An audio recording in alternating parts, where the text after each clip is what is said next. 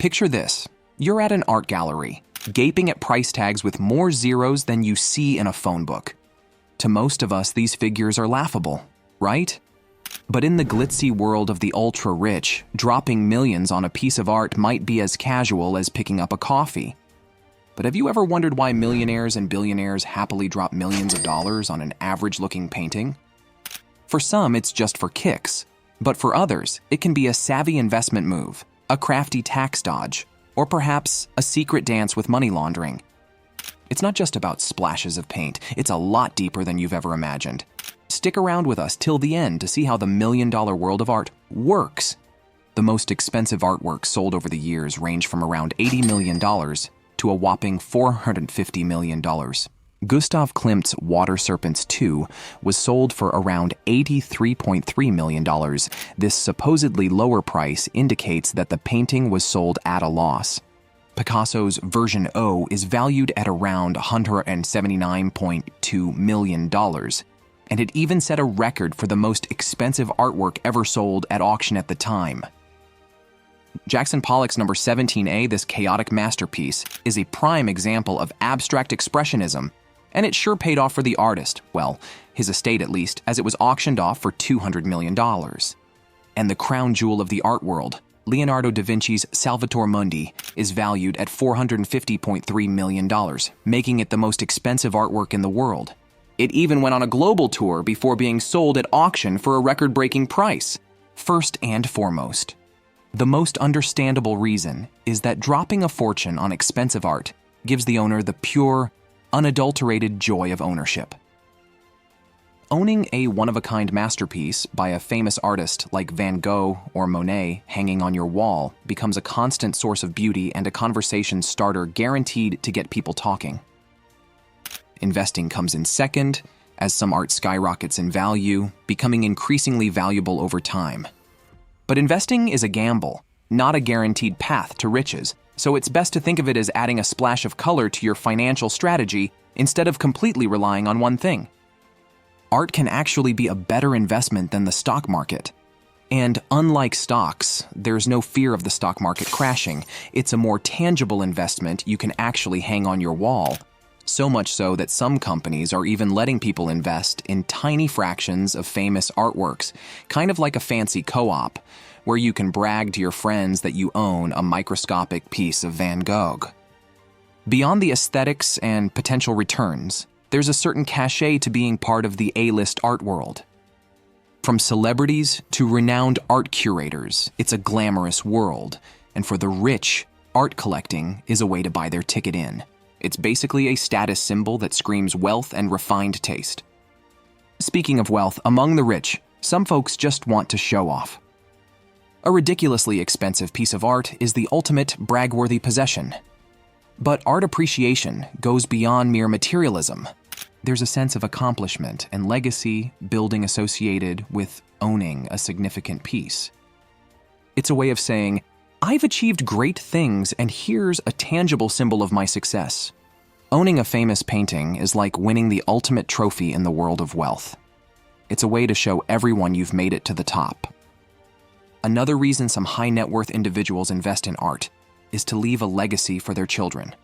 They see it as a way to pass down not just financial security, but a Van Gogh that's been in the family for a century, adding a whole new layer of meaning and connection to the artwork. There are some more practical reasons at play too. Art can be a fantastic way to add value to your already impressive real estate portfolio. Just like real estate, some paintings go way up in value over time. A $500 piece today could be worth $10,000 in 10 years. Most importantly, some countries offer tax breaks for art collectors, making it an even more attractive investment. It's a win-win. You get to surround yourself with beauty, and you get a little something back from the government. And let's not forget the love of art itself. Supporting artists, both established and emerging, is a powerful motivator for many collectors. They see themselves as patrons, helping to nurture creativity and ensure the artistic legacy continues to flourish. The reasons to buy expensive art we just discussed portray a very colorful picture, but the reality is pretty dark. Some art pieces do offer a hefty return on investment, but the odds of making a fortune buying and selling art are very low. The big money in the art world almost always goes to famous artists and super wealthy collectors. So considering this, buying and selling art is used for multiple illegal activities like tax evasion and money laundering. It doesn't hit the news as often as it should due to the involvement of rich people, but authorities bust schemes using art as a front for illegal activities every other day. In the 1990s, two giant art auction houses, Christie's and Sotheby's, weren't making enough money from seller fees to keep things running smoothly. They cooked up a scheme and decided to enter a price-fixing pact, with each auction house offering the same commission rate.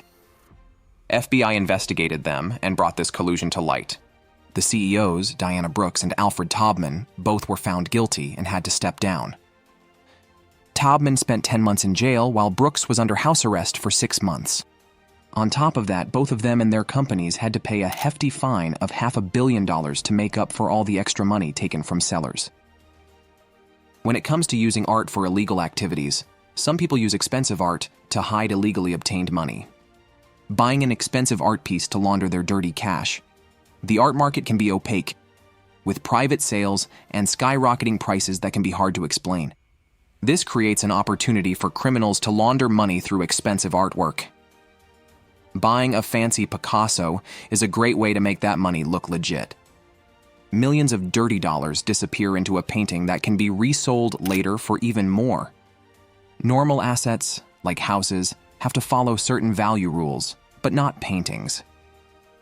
There's no set price tag, so rich folks can basically spend whatever they want on art just to launder dirty money. Even museums aren't innocent. Some have been known to buy art and artifacts that were probably stolen in the first place. Since buying and selling art can have some great tax benefits, many wealthy people use this tactic by buying a painting for a low price and holding on to it for a while. Then when the value increases, they donate it to a museum and get a hefty tax deduction. Let's take an example. Suppose Bill Gates purchased a painting for $10 million 3 years ago. That painting is worth around $50 million thanks to some clever marketing, and now Bill can donate it to a museum, write off the entire $50 million as a charitable deduction, and save $40 million on taxes. With that kind of tax break, millionaires will keep buying expensive art. There's also the very real problem of crimes related to expensive artwork, such as forgery, fraud, theft, smuggling, and vandalism. Most people have no idea how big of a deal art crime is.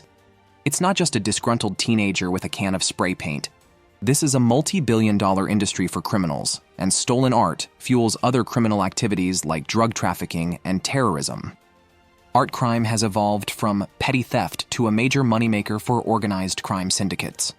Of course, not everyone agrees this is a huge problem. People working in the art world say the media is blowing things out of proportion. They argue that money laundering wouldn't work in the art world because prices can go up or down without any specific reason. You might spend millions on a painting today, but who knows what it'll be worth tomorrow? Even after the Christie's and Sotheby's price-fixing scandal, you'd think the whole thing would have ruined their business, but that certainly wasn't the case. The art market wasn't affected, and these auction houses are still on top. It's almost as if people expect them to be a bit shady. The art market is still booming, and many auction houses have even gone virtual, which means you can fight over expensive art from the comfort of your home. And it's not just Sotheby's and Christie's. This kind of stuff seems to happen everywhere. Many other famous art auctions have also been involved in corruption. In 2010, the most profitable auction site in France was also exposed for housing an extensive art trafficking ring. The art world isn't all sunshine and Picassos. There's a darker side where expensive art becomes a tool for money laundering and tax avoidance. The secrecy surrounding art sales makes it easy for criminals to hide their dirty money. So to answer the initial question, why do rich people buy expensive art? Overall, the reasons are complex. It's a passionate pursuit for some, a shrewd investment for others, and a status symbol for many. But it's important to remember that there's a flip side to the glamorous world of art collecting. That's all for today. If you liked this video and wish to see more similar content, make sure to like, share, and subscribe to Legacy Lift Network. Also, let us know which expensive artwork you would like to own one day.